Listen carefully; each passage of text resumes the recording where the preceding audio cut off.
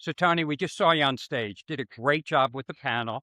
And what we really want to understand is, where does intrusion apply? Where does it make sense? And how do we get that started? Well, I think in today's world, you have networks that are just prolific everywhere and they're growing very quickly. And so the key point I was trying to make on the panel, which I hope resonated, was that monitoring at just a single spot isn't going to be good enough anymore. And I wanted to encourage our attendees to look at our intrusion technology as a way of monitoring network traffic in real time at multiple points in the network, not just at the firewall, but at endpoints and other critical points in the network. And I think there was general acceptance that if you're not doing that in real time, you're likely going to miss something. And so I hope that's some of the points that landed from the panel discussion. Absolutely, especially the way you guys do it with just that literal perimeter, but the actual data going through it. You guys look for anomalies in there, and that's a bit different than the average Joe.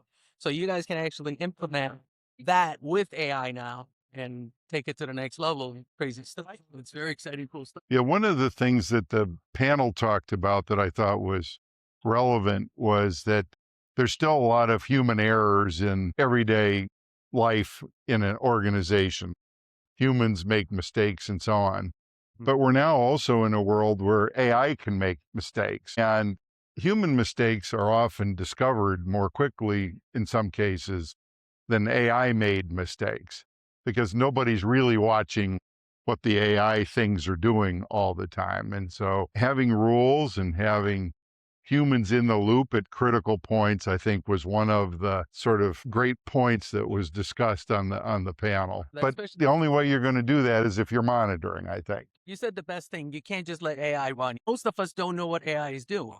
Yeah. I have it doing code for me. I don't even know what code is writing. I know the final result works. I just go with it, but you can't just trust that. You have that human factor inside reviewing code. So I'm still relatively new with intrusion. Where have we had the best success? Where do we start? What industries? What type of organizations?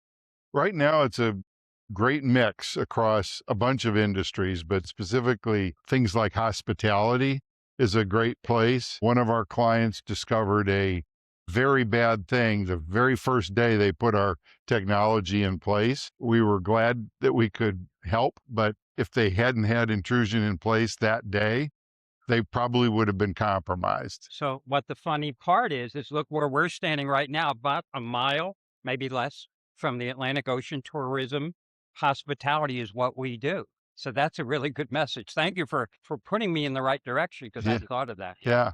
And in Dallas, where we're located, our headquarters, we're one of the host cities for the World Cup that's coming this year. And we're going to have an influx of people from all over the world with different cultures, different norms, different technology in some cases. And it's a great stage for the bad guys to make a scene and Without being send seen. send a message, and they can do it from, an armchair somewhere many countries away is the reality. And we're hosting the same thing here in Miami. Yeah. And so again, it's a case where if you're not monitoring real time, all the traffic that's going on, you're probably going to be missing something. And so the last point I wanted to make today on the panel was we were talking about risk and risk tolerance and so on. And I left the panel with my final thought, which was if you're not practicing cybersecurity response through real activities, you're not going to be good at it. And the analogy I would use is you don't get to Carnegie Hall the first time you pick up a violin. You don't get to the World Series the first time you pick up a bat. You don't get to be a World Cup skier the first time you put on skis. So why do you think you're ever going to be good at cybersecurity if you don't practice those actual response to those kinds of events and prevention of those kind of events? You're just probably not going to be good at it. Very good. You're going to be lost when it happens. Yeah. If you fail to plan, you have to have a plan. Amen. And acceptable use policies. Put those in place too. Amen. Well, thanks, guys. It was Thank you. great talking with you. Pleasure meeting you. Thanks. Great Thanks, speaking. Tony. Happy to Thanks. be on board.